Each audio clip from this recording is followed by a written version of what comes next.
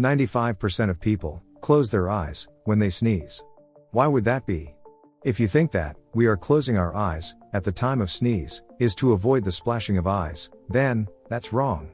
Truth is not that. When we sneeze, thousands of germs are thrown out, about 150 km/h. The system of closing the eye is made by the body itself, so that the germs that come out in this way will not fall into the eyes.